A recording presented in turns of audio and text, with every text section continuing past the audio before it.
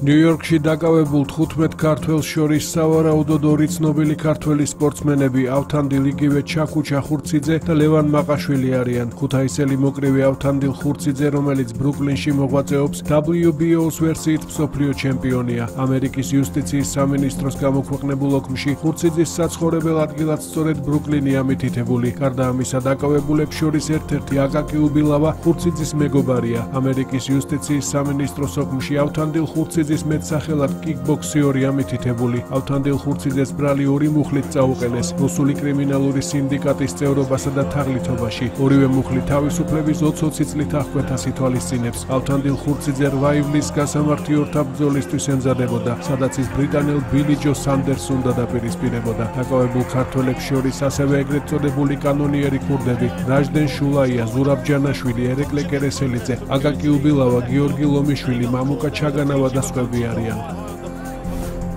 კრივის ფედერაციაში ამ დროისთვის არ ფლობენ ინფორმაციას ამერიკაში დაკავებულ საქართველოს მოქალაქეებს შორის არიან თუ არა ქართველი სპორტსმენები ავთანდილ ხურციძე და ლევან მაყაშვილი. როგორც პალიტრა ნიუს ფედერაციაში განუცხადეს, ამ დროისთვის ამერიკაში მყოფ სპორტსმენებთან დაკავშირება ვერ ხერხდება. ავთანდილ ხურციძე WBO-ს ვერსიით დროებითი მსოფლიო ჩემპიონია. ლევან მაყაშვილი შერეული ორთა ბრძოლების UFC-ს მებრძოლი. არაოფიციალური ინფორმაციით ნიუ-იორკში დაკავებულ 15 ქართველს შორის, რომლებსაც ბრალი რუსული კრიმინალური სინდიკატის წევრობაში ედებათ, შესაძლოა ქართველი სპორტსმენები იყვნენ.